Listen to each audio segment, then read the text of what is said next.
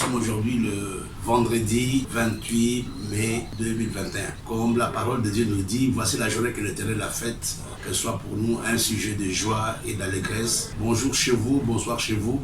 Et nous sommes heureux de nous retrouver autour de notre thème sur lequel nous sommes en train de parler depuis quelques temps, comme Joseph. Mais ce matin, nous allons prendre un sous-thème, comme Joseph qui va témoigner. Voilà les thèmes de ce matin.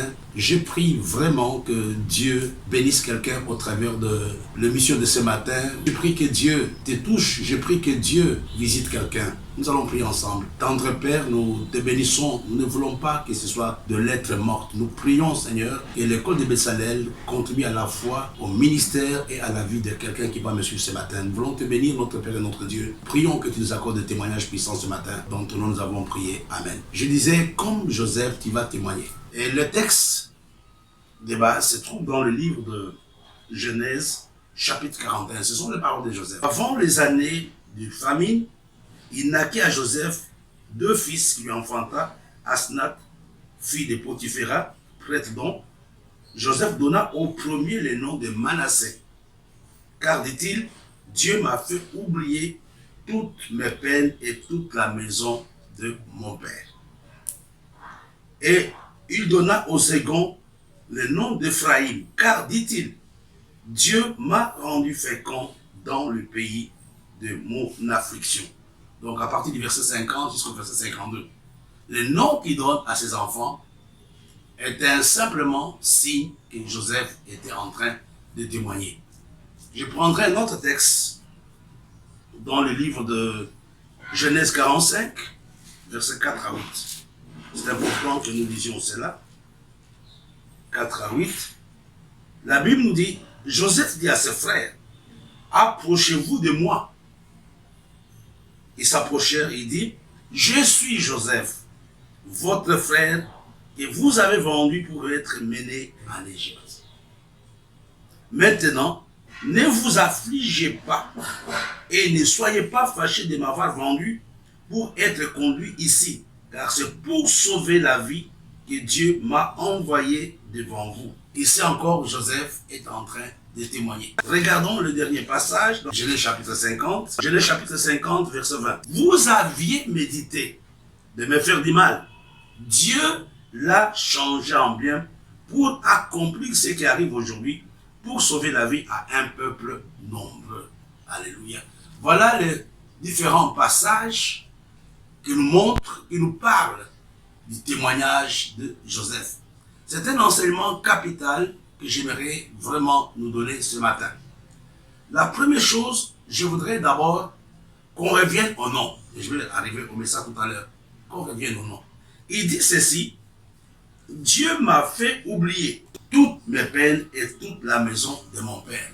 Il n'était pas amnésique, mes bien-aimés. Parce que les deux chapitres que nous avons donnés tout à l'heure, nous voyons Joseph qui se rappelle clairement comment ses frères l'avaient vendu, comment il en avait souffert. Et le dernier chapitre a dit, vous avez médité de me faire le mal. Ça signifie que Joseph n'avait pas oublié. Mais pourquoi ici, il dit, vous m'avez fait oublier toutes les peines de la maison de mon père. Pourquoi Joseph parle de cela? C'est ce qui est important pour nous ce matin.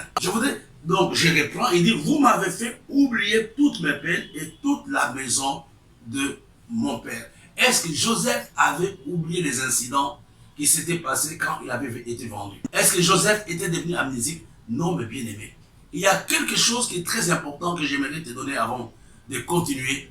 Tu ne peux pas avoir le témoignage si tu t'accroches au passé. Tu ne peux pas avoir un témoignage puissant si tu n'oublies pas tout ce qui s'est passé pour toi. Au fait, ici, Joseph voulait simplement dire que je me suis mis au-dessus. Toutes les choses par lesquelles je suis passé ne me font plus rien aujourd'hui. Et je voudrais que tu comprennes. Il dit au verset 52, il donna au second le nom d'Éphraïm, car Dieu m'a rendu fécond dans le pays de mon affliction. Il y a deux événements que j'aimerais que tu comprennes avant de continuer cet enseignement. Tu ne peux pas être fécond si tu n'es pas prêt à oublier d'abord la souffrance de la maison de ton père. Tu as été blessé, tu as été humilié, tu as été rejeté, mais ce que Dieu te demande ce matin, c'est de pouvoir oublier. Tu es passé par des situations difficiles, que ce soit dans ta vie, dans ton ménage, dans ton ministère, c'est nous pasteurs par exemple. Il y a tellement de mauvaises choses par lesquelles nous passons. Le brebis qui nous rejette, le brebis qui nous insulte, les gens que tu as aidés qui t'oublient. Mais j'aimerais te dire que si tu n'oublies pas cela, tu ne peux pas expérimenter un Ephraïm. Ton témoignage commence quand il y a un Manassé. Manassé te met dans la position. En fait, c'est cet esprit, c'est cette grâce que Dieu peut te donner pour pouvoir oublier tes erreurs du passé. Pour pouvoir oublier les opportunités ratées. Pour pouvoir être guéri de tes blessures émotionnelles. Pour pouvoir être guéri de la culpabilité à cause de péché que tu as commis il y a quelques années. Il n'y a pas d'Ephraïm sans Manassé. Le premier était Manassé. Après, il y a eu Ephraïm. J'aimerais que tu t'arrêtes une minute. Moi, le premier. Pourquoi aujourd'hui tu n'arrives pas à expérimenter? Il dit, Dieu, il donna aux égons le nom d'Ephraïm, car, dit-il, Dieu m'a rendu fécond dans le pays de mon affliction. Il dit bien que ce n'était pas un bon pays, le pays de la souffrance. Mais Dieu, quand même, l'avait rendu fécond. Pourquoi? Parce qu'il avait oublié toutes les injustices par lesquelles il était passé. Il y a plusieurs personnes qui n'arrivent pas à expérimenter la fécondité, à expérimenter le progrès, parce que leur esprit est encore attaché aux blessures d'hier. Leur cœur est attaché aux échecs d'hier. Il y a quelques années, je ne vais pas dire où, j'étais jeune pasteur, une femme de notre communauté était tombée gravement malade, elle était en train de mourir. Et elle s'était mariée, elle était l'épouse d'un grand directeur d'une société minière. Elle était mariée à ces messieurs-là. Elle était en train de mourir, le pasteur nous avait envoyé pour aller prier pour la sœur, mais le pasteur a dit, prions d'abord pour que nous puissions savoir exactement de quoi il est question. Quand on a prié, quelle était la parole que Dieu nous avait donnée, quelle était la parole que Dieu avait donnée au pasteur, allait dire à cette femme qu'elle n'a jamais divorcé. Mais c'était une parole entre guillemets insensée, parce que c'était une femme qui était mariée à un grand directeur. Et quand nous sommes partis lui dire, elle avait compris. Elle a commencé à pleurer. Elle a dit, mais pourquoi tu pleures? Elle a dit, voilà, le monsieur,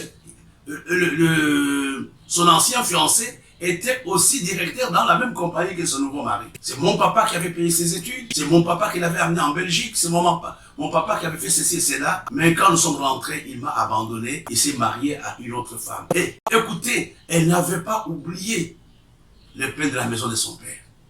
Elle était dans une grande souffrance. Elle était en train de pratiquement mourir. Mais qu'est-ce qu'on lui avait demandé? Pardonne. Ce n'était pas facile pour que cette femme pardonne. En tenant compte de la taille de l'injustice, en tenant compte de la taille de l'ingratitude de son fiancé.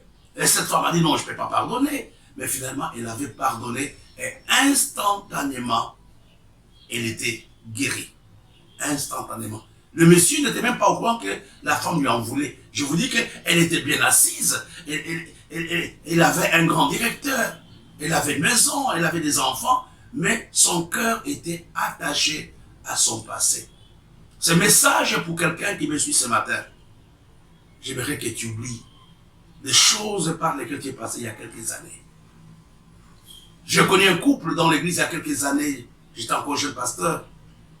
Régulièrement, le monsieur se fâchait contre sa femme. Et sa femme ne comprenait pas. Il y a des moments où le monsieur ne voulait plus donner la ration à sa femme. Et la femme m'en avait parlé, je l'avais appelé, dit, mais papa, qu'est-ce qui se passe? Pourquoi tu ne donnes pas l'argent à maman, etc., etc. Qu'est-ce qu'il m'avait dit? Ah, pasteur, si tu sais, et sa femme était déjà une femme d'un certain âge, cette fille ici m'avait fait souffrir pendant les fiançailles. Elle ne me voulait pas, elle ne m'aimait pas, elle me faisait marcher sous la pluie. Et après 50 ans, ce monsieur gardait toujours le souvenir de fiançailles, comment il souffrait. Et régulièrement, il en voulait à sa femme, non pour les choses présentes, mais c'était pour les fiançailles pendant lesquelles il était mouillé, pendant lesquelles il était humilié. Je parle à quelqu'un ce matin, tu dois avoir un Manassé si tu veux avoir un Ephraïm. Tu ne peux pas avoir Ephraïm sans Manassé. Tu ne peux pas être fécond aujourd'hui si tu ne te détaches pas de toutes les injustices, de toutes les souffrances, de toutes les humiliations, de toutes les blessures par lesquelles tu passais. Je voulais commencer par là, mes bien-aimés. Tu dois témoigner comme Joseph.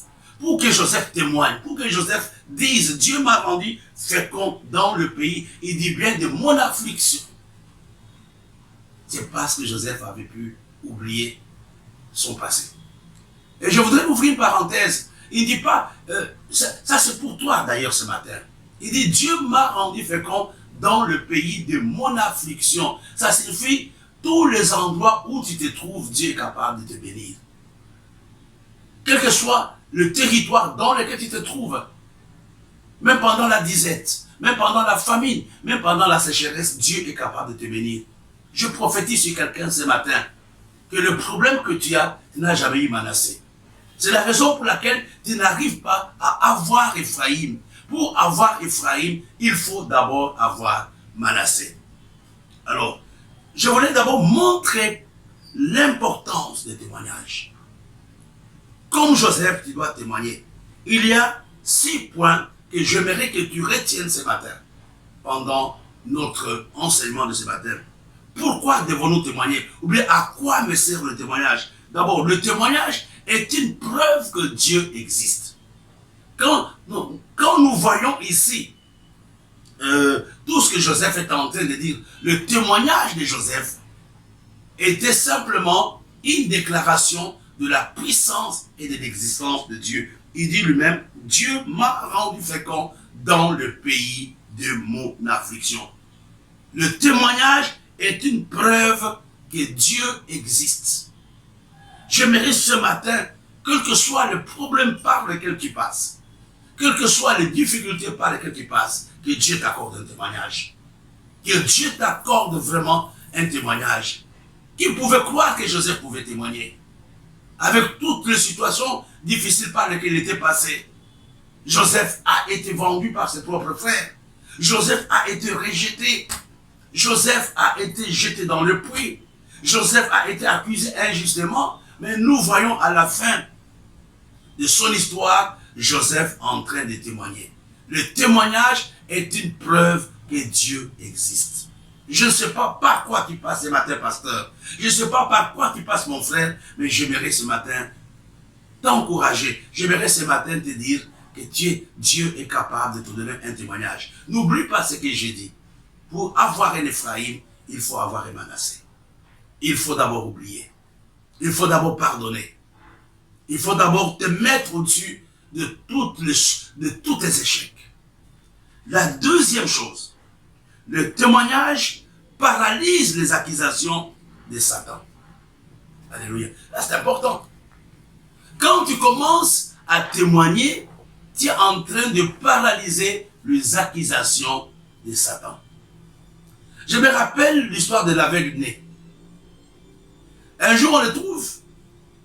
Donc, les grands théologiens l'appellent, les pharisiens, les sacrificateurs l'appellent. Il a dit, nous voulons savoir exactement le monsieur qui t'a guéri. Comment est-il? Est-ce qu'il est prophète? Est-ce qu'il est Dieu? Il est quoi exactement? Mais qu'est-ce que le monsieur avait dit? Il a dit, je n'ai aucune formation théologique, moi, personnellement. Mais tout ce que je sais, que j'étais aveugle, mais aujourd'hui, je vois. Ça, ce n'est pas un vrai homme de Dieu. Tout ce que je sais, que je n'étais pas marié, c'est dans cette église-là où je me suis marié. Le témoignage ferme la bouche des accusateurs. Que Dieu te donne un témoignage. Si tu veux bien, je peux m'amuser en disant, le témoignage est un moyen par lequel Dieu passe pour te justifier. Est un moyen par lequel Dieu passe pour te justifier. Le témoignage ferme la bouche ou ferme les accusations de Satan. La troisième chose que j'aimerais que tu comprennes, que quand nous témoignons, nous fortifions la foi des gens qui nous écoutent et nous fortifions aussi notre propre foi. Il y a des choses quand les gens racontent des histoires. Plus d'une fois, moi, j'ai donné mes nombreux témoignages dans mes prédications de tout ce que Dieu a déjà fait. Je ne peux pas raconter ici. Nous sommes en train d'être suivis en direct. Mais quand quelqu'un suit ton témoignage, il te dit, mais si Dieu l'a fait pour toi, il peut aussi le faire pour moi. Écoutez, bien-aimés, le témoignage de Joseph avait amené ses frères à se prosterner devant lui. Le témoignage de Joseph avait amené la crainte de ses frères par rapport à sa personne. Ce matin, Dieu veut t'accorder un témoignage. Et la quatrième chose que j'aimerais que tu comprennes, et ça c'est très important, le témoignage est aussi un moyen rapide pour évangéliser. Je me rappelle à l'époque avec les gens de Full Gospel, je ne sais pas si ça existe, qu'est-ce qu'ils avaient? Ils allaient dans des restaurants, ils invitaient les gens, il n'y avait pas de prédication, mais chacun donnait la conversion de sa foi. Un jour, j'ai rencontré, moi je ne suis pas des chrétiens, j'avais une vie très agitée quand j'étais étudiant. Un jour, par la grâce de Dieu, j'étais dans une ville de la RDC. Un ami pasteur m'avait invité que je passe avec lui à la télévision et j'étais passé à la télévision. Non, c'était à la radio, je crois que c'était à la radio, excusez-moi. C'était à la radio, mais une femme m'avait suivi à la radio quand je parlais, je me suis présenté. Et le lendemain, je l'ai croisé par hasard en ville. Elle m'a appelé, elle m'a oui, j'ai dit oui, mais je l'ai appelé Huguette. Elle a dit, mais écoute, si toi là, tu t'es converti, moi aussi je peux me convertir. Une fois, je quittais Kinshasa. Je suis passé par le beach de Kinshasa pour aller à Brazzaville, prendre l'avion pour venir à Douala. J'étais avec une équipe des Américains. Le chancelier du port, je ne le connaissais pas. Je ne le connaissais pas. Bon, quand on a donné nos passeports, il a vu mon nom, il a dit, Mahout Floribert, et ainsi de suite. Il est venu me voir. Moi, je ne le reconnaissais pas, mais lui aussi avait des problèmes. Il me dit, monsieur, est-ce que je peux vous parler? Moi, je dis, oui, vous pouvez me parler. Il dit, moi, et vous voyez ici, j'avais un professeur au lycée qui s'appelait Mawit. Mais lui, il était mince. Mais la voix est la vôtre. Et quand il a parlé, j'ai réalisé que le chancelier s'appelait Kaloumé. Il dit, mais pasteur, c'est toi? Moi, je dis, oui, c'est moi. Tu es devenu pasteur? Moi, je dis, oui, oui, je suis pasteur. Il a dit, prie pour moi, je peux aussi devenir. C'était un élève, un étudiant qui avait vu ma vie. Il voyait comment je vivais. Et quand il m'avait vu être converti, j'étais déjà un évêque. Il n'a pas compris ce qui s'est passé. Donc le témoignage est un moyen rapide pour évangéliser. Et je voudrais aussi dire que le témoignage, c'est déclarer ce que Dieu est capable de faire. Le témoignage, vous vous rappelez, avec, je crois que c'était Anne, le jour qu'elle avait accouché, quelque temps après, elle est venue présenter l'enfant auprès du sacrificateur Élie, en disant, voici l'enfant pour qui j'ai prié. Je prie pour quelqu'un ce matin que Dieu te donne un témoignage. Et la troisième, le dernier point, le témoignage aussi, ce sont les actions de grâce. Quand je commence à dire comment Dieu m'a préservé, quand je commence à dire l'église était brûlée, quand je commence à dire je n'avais pas d'enfant, quand je commence à dire je n'avais pas de voiture, mais Dieu m'a béni, automatiquement je rends des actions de grâce à Dieu. Ce matin, je parlais comme Joseph, il faut que tu puisses, tu vas témoigner, il faut que tu témoignes. Mais j'ai donné une pensée importante, il n'y a pas de témoignage s'il n'y a pas de Manassé. Pour arriver à Ephraïm, il faut que tu sois capable d'avoir d'abord Manassé. Que Dieu te fasse oublier toutes les peines de la maison de ton père. Et c'est peut-être ton message à toi ce matin. J'aimerais que nous puissions prier. Seigneur, nous te bénissons, nous te glorifions. Tu connais toutes les choses difficiles par lesquelles nous sommes passés. Dans nos ménages, dans nos ministères, dans nos différentes vies.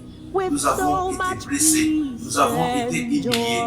Mais nous voulons, Seigneur, ce matin, que tu nous fasses la grâce de pouvoir oublier, de pouvoir pardonner, afin que tu puisses nous rendre féconds dans le pays de notre affliction. Nous te bénissons, notre Père, notre Dieu, au nom de Jésus. Et j'en profite ce matin aussi pour souhaiter anticipativement une bonne fête de mère qui aura lieu dans 2 jours, le dimanche 30 mai. Honorez vos parents. Honorez vos parents. Pour ceux qui sont du Rocher, tout à l'heure à 18 h, nous avons une mini-veille de prière de 18 h à 21 h. Et le dimanche, chacun d'entre nous va préparer un cadeau, une soeur, une maman. Si tu veux venir adorer avec nous, nous sommes sur la rue Boumbe, à côté des ponts de planches, en Komondo. Nous t'invitons de venir. Donc, notre église de dimanche commence à 9 h en présentiel, mais en distanciel. Nous commençons à partir de 11 heures. Que Dieu vous bénisse. Ayez une excellente journée et surtout un bon week-end. Amen.